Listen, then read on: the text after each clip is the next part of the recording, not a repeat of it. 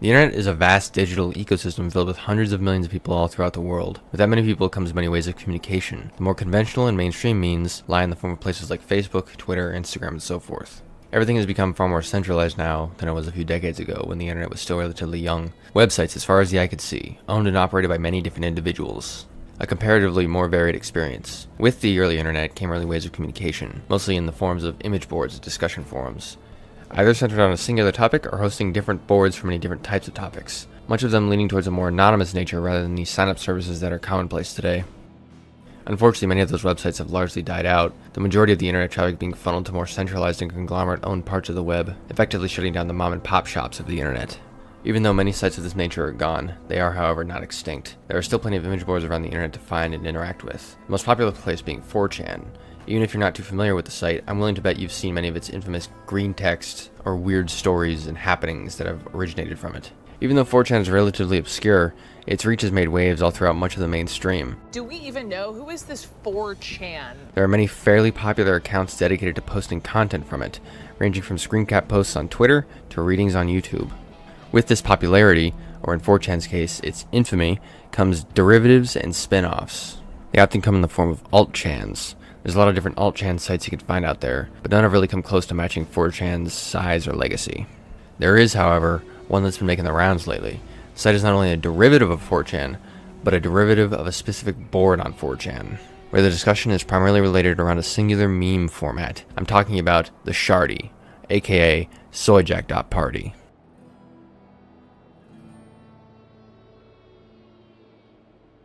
Before the Shardy, there was the now defunct Quay, otherwise known as the Questions and Answers board on 4chan, created in 2015 primarily for the user base to discuss site-wide topics with the former owner of 4chan, Christopher Poole, otherwise known as Moot. Poole ended up stepping down as site admin shortly after the board's creation, Quay's original purpose soon being disregarded entirely afterward, being a hub for posting memes and all manner of rampant off-topic threads and discussion. Control being fought over many different factions that had populated 4chan's other boards. Eventually, the Quay would end up being wiped and locked altogether on November 3rd of 2021, dubbed the Great Soy Set, but also known as Operation Clean Stable or the November 3rd Massacre by the users or refugees of Quay. Today, the board is still locked and can no longer be posted on, putting an end to the faction wars and creating a sort of exodus, the users whom populated Quay migrating to other 4chan boards or going offsite entirely, primarily to Soyjak.Party. According to the Soyjak Wikii, it was suggested, early in the aftermath, the Great Soy Set was carried out in response to a recent raid against 4chan's LGBT board that had been organized on the Quay. But we're getting a bit ahead of ourselves here. Let's go back to the beginning.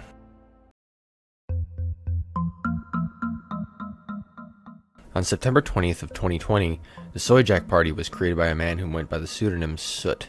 He owned and operated the Soyjak.Party for around 2 years. During these 2 years, Soot was a controversial figure among the users of the site, initially suspected and later caught of user data mining.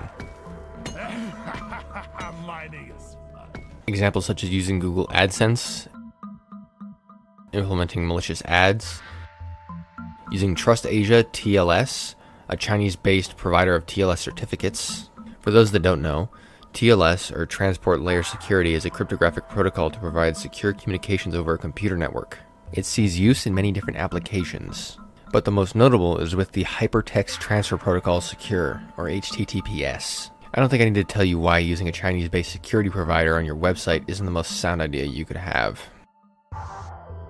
Using Metamo, an open-source data mining software, implementing reCAPTCHAs, a notorious data mining and tracking software created by Google. Oh, more traffic lights! This one, this one, this one, and that little fucker hiding back there in the distance got your fucking ass. Activating Cloudflare, supposedly for DDoS protections, which to be fair, Cloudflare is used for, but it opened up the site for a potential man-in-the-middle attack.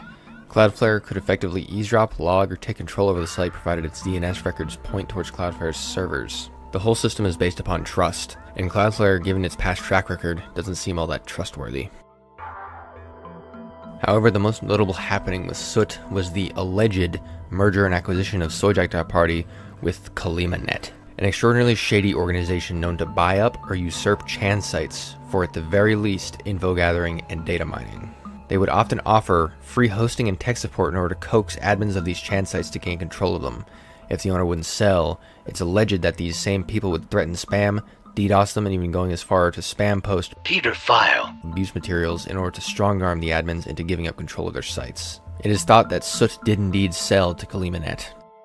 Yuri Mikhailovich Kuznetsov, or Kuz, the former owner and operator of KNET, made an offer to Soot on 6/22 of 2021, although not officially stated or disclosed, until July 16th and the 17th of 2022, where it was officially announced in a questions and answers thread, along with Soot's retirement. There are many clues and suspicious coincidences to suggest that the site had indeed been acquired by KNET. The most compelling piece of evidence is the site's IP address change the next day of 6/23/2021, the day after Kuz made the offer. I want you to keep in mind the banner above Soot's Soyjak.Wikii article as I discuss this information. When the IP change occurred and the suspected acquisition turned up on many users' radars, they were quick to point this out to Soot directly. The alleged Soot dismissed the concerns. I say alleged because some users think that the original Soot was replaced. There is no evidence for this imposter theory, other than some users feeling like that it is the case based on an angry post he had made in regards to the situation. The only other notable actions Soot made after these strange happenings were adding new boards to the party, these boards being X, Kaka, and Nate. Soon after the board's creations, Soot seemingly abandoned the site altogether, users citing the lack of spam moderation. Although many users on the Shardy theorized that Soot had been killed by the admin that had preceded him, the aforementioned Yuri Mikhailovich Kuznetsov, or Kuz. It is known that Soot and Kuz were indeed friends, but the extent of their friendship is unknown, and the identity of Soot is still unknown to this day. Now let's dive into KNET. Formerly owned by Kuz, a web hosting organization that operated in Russia. It owned many different Chan sites across the web. It, just like Kuz, was very shady in its practices.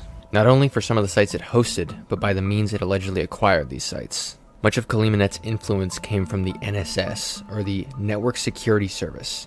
The NSS, according to them, aims to ensure the social integrity of the whole of KNET. It's thought that both KNET and the NSS are fronts for Russia's FSB, or Federal Security Service, Russia's equivalent to the CIA here in the US. Many also believe they use their influence for far more malicious purposes. The most allegedly damning of which is the aforementioned weaponization of abuse materials in order to strong-arm admins of these Chan sites in order to gain control over them and the data associated in the process. Even though much of this is just compelling theory and speculation, it's certainly something to keep in the back of your mind the next time you visit a Chan site.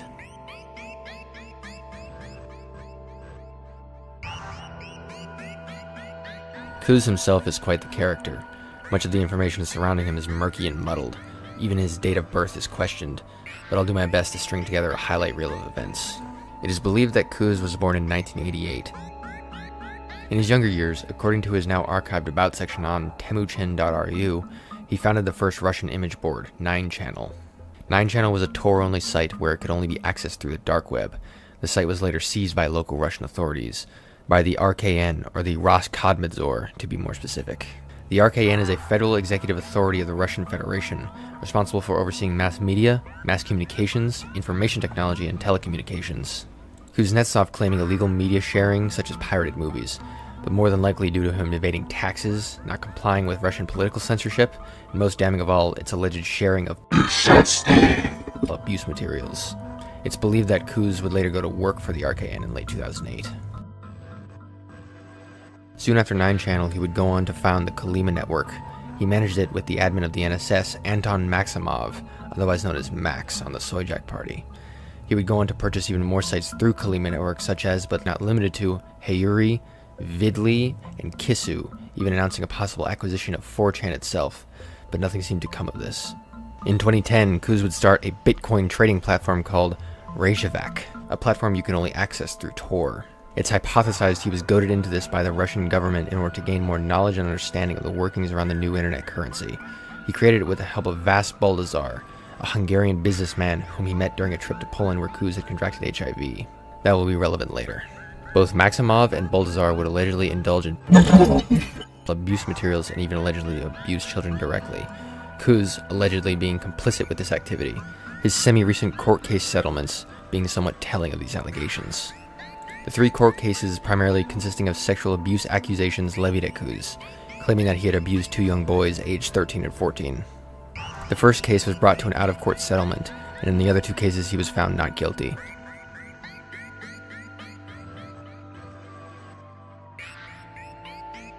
Although found not guilty, Quay's activity and complicit behavior with CP paints a different story. I'd like to point towards an excerpt from the Quay's pseudous perspective on the Soyjak Wiki. Similar events that point toward this narrative were compiled archives of the 9-channel Discord, where it had shown Quay also posted of children between 8 and 14. To no surprise, considering Quay is a torrent-frequenting, imageboard-hosting schizo. In the beginning of these allegations, Quay repeatedly tried to conceal it by saying it was all just an edgy joke, and it was also unclear that they were so young. Although there is no source for this excerpt at this time, I'd like to point towards a rule set stated on Hayuri.net, one of Quay's most successful image boards, where it lists and love are fine here as long as they are cute. To say this wouldn't be a point in Quay's corner would be an understatement. In 2018, Reykjavik would shut down and Baldazar would disappear along with $250,000 worth of Bitcoin that had existed on the site. He, along with the money, would never be seen again.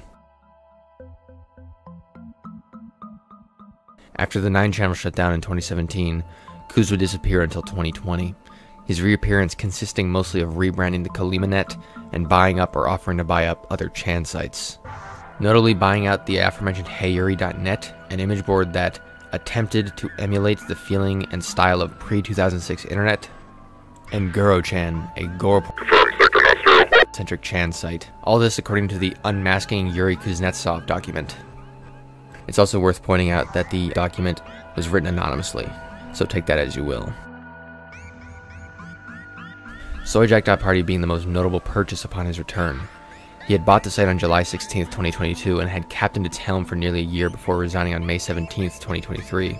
During his time, Soyjak.Party would gain a heightened popularity and see peak usage under his administration. Unfortunately, logwarehouse.net is not working, and the source for these claims are simply what is said here on the Soyjak Wiki. One of the citations being, "He just is, okay? This is what everyone remembers him for," or something. Quay would step down as admin of the site because of his untreated HIV that had progressed into AIDS. Following his diagnosis, Quay would hand over the reins of the Shardy to Dahl, formerly known as Chud. Dahl would give ownership back because of a planned return of Quay, but that ended up falling through last minute. Quay would then hand over ownership to Maximov, posting a final "this is it" letter before going dark altogether. Moving on to Dahl, the third to take command of the Shardy. Dahl is fairly well regarded by the Shardy users, not only managing the site but also the Soycraft Minecraft server for a time. He himself not causing any great stir-ups or controversies, however he would find himself in the trenches of the biggest one to occur on the Shardy. More on that in a bit. Before his admin status, he would manage the mod team of the site. During his reign as admin, he would work to make the site better overall. According to the Soyjak Wiki, he would revert the default CSS to Yotsuba B, take a hardline stance against the Discord groups attempting to subvert the site, change the rules, added the Kaka and Cyborgs, various text formatting options, and oversaw the transfer of the site to much more powerful servers. Dahl had claimed that his intentions as site admin were to maintain site stability, and once assuming total ownership, he wanted to minimize drama and for the users to continue on with the site's original purpose, posting funny Soyjaks. As mentioned, before Quay announced his retirement, he would end up giving the site over to Max, or Anton Maximov, in order to attempt to pay off medical bills. Maximov would keep ownership of the site until he held an auction a few months later where Dahl had purchased it for $10,700, according to his page on the Soyjak Wiki. Maximov would garner heavy criticism for the additional fees pushed onto Dahl along with the transfer of ownership. After acquiring the Shardy, many of the changes Dahl had promised were implemented. However, the stress and strain of managing the site would prove too much for Dahl, all accumulating into the infamous Soypocalypse.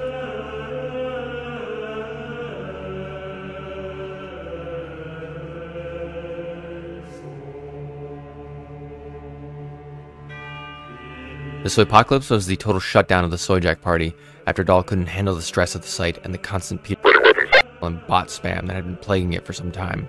This, along with the doxing of party users and administrators alike, along with the blanket banning of every single user on the site.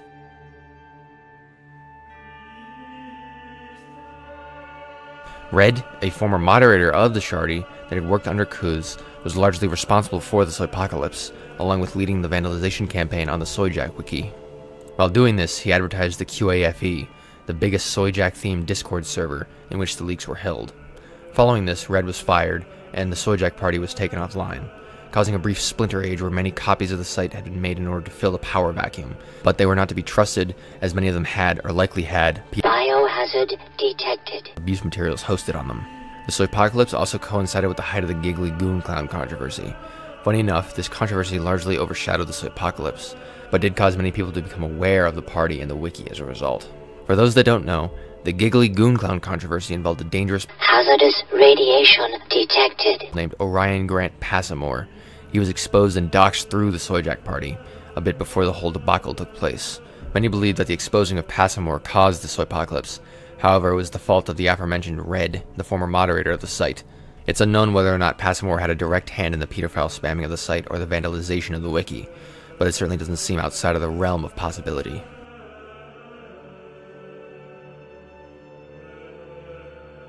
Let's turn our focus onto Red for a bit.